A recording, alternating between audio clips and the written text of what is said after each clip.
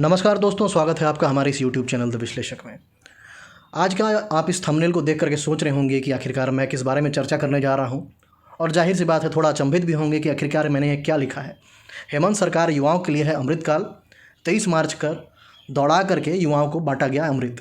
आखिर इस बारे में मैं बात क्यों कर रहा हूँ, आइए इसके संदर्भ सहित समझते हैं। ये देखिए, माननीय मुख्यमंत्री जी का जब विधानसभा में वक्तव्य था तब उस दौरान इन्होंने कहा कि हम आपातकाल में खड़े हैं, केंद्र और भाजपा ने बेड़ा गर्क किया। जाहिर सी बात है कि हेमंत सोरेन के लिए जो यहाँ पर विपक्ष की पार्टी है वही पार्टी अभी केंद्र में सरकार में है। तो इसका सीधा तात्पर्य ये निकलता है कि अगर केंद्र सरकार ने आपातकाल की स्थिति खड़ी कर दी है तो जाहिर सी बात है कि झारखंड में हेमंत सोरेन की सरकार में अमृतकाल चल रहा है। आइए इसका हम लोग साइड बाय साइड कंपैरिजन करते हैं और मैं आपके ऊपर छोड़ता हूँ कि आपको क्या आपातकाल पसंद है या अमृतकाल। शुरू करते हैं। अगर एसएससी के द्वारा सीजीएल में लगभग 38,000 पदों पर बहाली निकालना आपातकाल है तो हाँ, हमें यह आपातकाल मंजूर है। अगर एसएससी के द्वारा ही फेज़ 11 सीएचएसएल और एमटीएस जैसी परीक्षाओं को जोड़ते हुए 20,000 से ऊपर वैकेंसीज़ निकालना अगर आपातकाल है तो हाँ, हमें यह आपातकाल मंजूर है।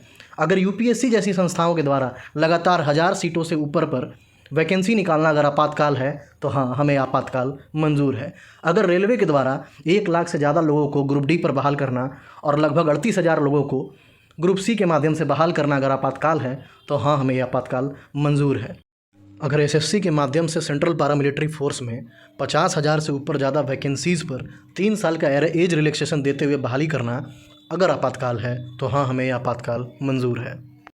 अगर दिसंबर 2023 तक 10 लाख लोगों को सरकारी नौकरी देने का दावा करना अगर आपातकाल है तो हाँ, हमें यह आपातकाल मंजूर है। अगर सारी परीक्षाओं को मिशन मोड पर और कैलेंडर के माध्यम से तय तारीखों पर कराना और बिना किसी धांधली, सेटिंग, चोरी, बेईमानी के सभी परीक्षाओं को पूरी तरीके से कंप्लीट कराना अगर आपातकाल है तो हाँ, हमें यह आपातकाल मंजूर है। वहीं अगर बात की जाए झारखंड की तो पिछले 3.5 साल के कार्यकाल में जनरल वैकेंसीज़ के माध्यम से एक भी नियुक्ति नहीं होना अगर अमृतकाल है तो हमें अमृतकाल नहीं चाहिए। अगर झारखंडियत की बात करके, खतियान की बात करके 60-40 करते हुए बाहरी लोगों के लिए झारखंड में वैकेंसीज़ को ओपन कर देना अगर आपके लिए अमृतकाल है तो हमें अमृतकाल मंजूर नहीं। अगर पूर्व की सरकार के द्वारा निकाली गई वैकेंसीज़ को सिर्फ अपने राजनीतिक फ़ायदे के लिए 2 बार रद्द करना आपके लिए अमृतकाल है तो हमें यह अमृत नहीं चाहिए। 2021 को नियुक्ति वर्ष घोषित करके एक भी नौकरी नहीं देना अगर मुख्यमंत्री जी के लिए अमृतकाल है तो ऐसा अमृतकाल हमें नहीं चाहिए। खतियानी जोहार यात्रा निकाल करके झारखंडी लोगों की हकमारी कर 40% सीटों को ऑल ओवर इंडिया के लिए ओपन करना अगर मुख्यमंत्री जी के लिए अमृतकाल है तो ऐसा अमृतकाल हमें नहीं चाहिए। एक असंवैधानिक नियोजन नीति बना करके उसे बचाने में झारखंडी लोगों के टैक्स के पैसे का करोड़ों रुपए का दोहन करते हुए लगातार समय खींचना और सारी बहाली को फंसा करके रखना अगर सरकार के लिए अमृतकाल है तो ऐसा अमृतकाल हमें नहीं चाहिए। यदि जेपीएससी की परीक्षा को महीनों तक पूरी हो जाने के बावजूद भी कट ऑफ ना निकलना और उसके लिए कोर्ट जाकर के कट ऑफ निकलवाना अगर आपके लिए अमृतकाल है तो हमें नहीं चाहिए ऐसा अमृतकाल। यदि जेपीएससी चेयरमैन की नियुक्ति कराने के लिए भी आंदोलन करना और रिजल्ट निकलवाने के लिए भी आंदोलन करना आपके लिए अमृतकाल है तो नहीं चाहिए ऐसा अमृतकाल। हर साल में 2 बार जेपीएससी कराने की बात बोल करके 3.5 साल में एक जेपीएससी कराना अगर अमृतकाल है तो हमें ये अमृतकाल नहीं चाहिए। अगर वैकेंसीज़ में जेएसएससी जेई जैसी वैकेंसीज में 20 लाख में सीट बेच देना और उस पर कोई कार्रवाई ना करते हुए कभी भी पब्लिक फॉर्म में आकर के ये जानकारी नहीं बताना कि क्या कार्रवाई हुई है अगर आपके लिए अमृतकाल है तो हमें अमृतकाल नहीं चाहिए।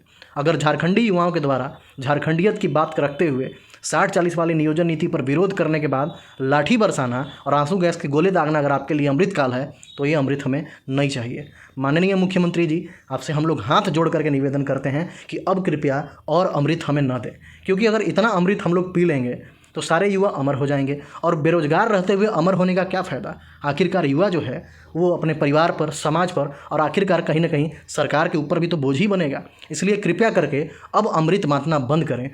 वहीं दूसरी ओर जब सरकार के सहयोगियों से पूछा जाता है कि आखिरकार आपने ऐसी नियोजन नीति क्यों लाई तो सरकार के जो सहयोगी हैं और सरकार खुद कहती है कि हमने ये डिसीजन जनमत संग्रह के आधार पर लिया। कल फॉलोअप के इंटरव्यू में आपने देखा होगा कि एक युवा ने बहुत बेहतरीन तरीके से जवाब दिया। आखिरकार इसे जनमत संग्रह आप कैसे कह सकते हैं? ये जनमत संग्रह में जो जनमत से लिया हुआ डिसीजन है उसे माना जाता है, लेकिन यहाँ सरकार ने डिसीजन लोगों से पूछा नहीं, लोगों के ऊपर थोपा था। मात्र 2 ऑप्शन दिए गए। एक युवा ने बहुत बढ़िया जवाब दिया कि बिना अपराध के आपको दो ऑप्शन दे दिया जाए कि आपको फांसी पर चढ़ना है या आपको उम्र कैद चाहिए, तो आपको कैसा लगेगा? बिल्कुल सरकार के द्वारा कराया गया सर्वे भी इसी प्रकार से था। लेकिन सरकार को आईना दिखाने के लिए जब युवा ट्विटर आंदोलन करते हैं तो सरकार उसे एक सिरे से नकार देती है और कह देती है कि यह अपोजिशन की चाल है, उन लोगों के द्वारा स्पॉन्सर किया हुआ था। ठीक है, ज़्यादा समय दूर नहीं, आने वाले समय में आप 3 चुनाव देखेंगे और जाहिर सी बात है आपने रामगढ़ उपचुनाव का परिणाम तो देख ही लिया। हो सकता है कि ये जो बीजेपी स्पॉन्सर्ड जो ट्वीट थे, ये जो अगर छात्र नहीं थे तो हो सकता है वही छात्र आपको बहुमत से फिर से उठा के ले आएंगे। अगर ऐसा नहीं होता है तो जाहिर सी बात है आपकी सत्ता का जो अहंकार है वो टूटेगा ही। आपसे विनम्र निवेदन करते हैं कि अपना इस दमन चक्र को बंद करें और कृपया युवाओं की मांग को गंभीरता से लेते हुए, जो युवा मांग कर रहे हैं कि बावरी कमेटी कम से कम अभी लागू कर दीजिए जब तक 1932 संभव नहीं है, क्योंकि ऑलरेडी वो नियोजन नीति पूर्व की सरकार ने बना दी थी, इसलिए उसको फिर से विधानसभा भेजना, उसके लिए बिल बनाना, प्रस्ताव बनाना, ये सारा प्रोसेस तो नहीं करना पड़ेगा। जितना मुझे जानकारी है, जितना मैं पढ़ा लिखा हूँ, उसके आधार पर मैं ये कह रहा हूँ। इसलिए जहाँ तक हमारी जानकारी है, कृपया उस प्रस्ताव को कैबिनेट से लेकर के आएँ, पास कराएँ और समय रहते युवाओं को न्याय दिलाएँ। अगर इसके अलावा भी आपके पास कोई समस्या है, अगर वाकई में कोई ऐसी कानूनी अड़चन है जिस वजह से आप बावरी कमेटी को लागू नहीं करना चाहते हैं, तो कृपया पब्लिक फोरम में आकर के इस चीज़ को क्लियर करें।